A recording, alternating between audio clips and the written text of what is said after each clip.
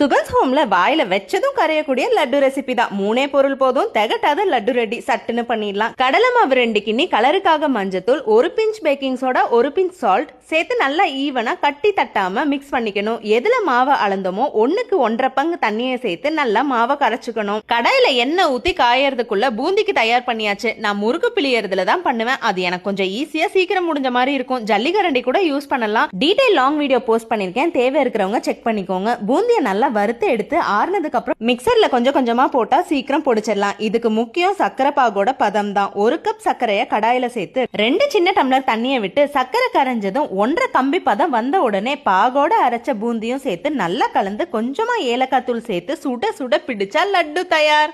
சூடு ஆறினா லட்டு பிடிக்க வராது, மிதமான சூட்லயே பிடிக்கணும். அதையும் மீறி ஆறிடுச்சுன்னா இதே மாதிரி பாக ரெடி பண்ணி கொஞ்சமா மிக்ஸ் பண்ண செட் ஆயிடும். சுகன்ஸ் ஹோம்ல வாயில வச்சதும் கரையக்கூடிய லட்டு ரெசிபி தான். 3 பொருள் போதும், திகட்டாத லட்டு ரெடி. சட்டுன்னு பண்ணிடலாம். கடலை மாவு 2 கிண்ணி, கலருக்காக மஞ்சத்தூள், 1 pinch baking soda, 1 pinch salt சேர்த்து நல்லா ஈவனா கட்டி தட்டாம மிக்ஸ் பண்ணிக்கணும். எதுல மாவை அளந்தோமோ 1க்கு 1.5 பங்கு தண்ணியை சேர்த்து நல்லா மாவை கரைச்சுக்கணும். கடாயில எண்ணெய் ஊத்தி காயறதுக்குள்ள பூந்திக்கு தயார் பண்ணியாச்சு. நான் முறுக்கு பிழியறதுல தான் பண்ணுவேன். அது எனக்கு கொஞ்சம் ஈஸியா சீக்கிரம் முடிஞ்ச மாதிரி இருக்கும். ஜல்லிகரண்டி கூட யூஸ் பண்ணலாம். டீடைல் லாங் வீடியோ போஸ்ட் பண்ணிருக்கேன், தேவை இருக்கிறவங்க செக் பண்ணிக்கோங்க. பூந்தியை நல்லா வறுத்து எடுத்து ஆறுனதுக்கு அப்புறம் மிக்சர்ல கொஞ்சம் கொஞ்சமா போட்டா சீக்கிரம் பொடிச்சிடலாம். இதுக்கு முக்கியம் சக்கரை பாகோட பதம் தான். 1 கப் சர்க்கரைய கடாயில சேர்த்து 2 சின்ன டம்ளர் தண்ணியை விட்டு சர்க்கரை கரைஞ்சதும் 1.5 கம்பி பதம் வந்த உடனே பாகோட அரைச்ச பூந்தியும் சேர்த்து நல்லா கலந்து கொஞ்சமா ஏலக்காய் தூள் சேர்த்து சுட சுட பிடிச்சா லட்டு தயார்.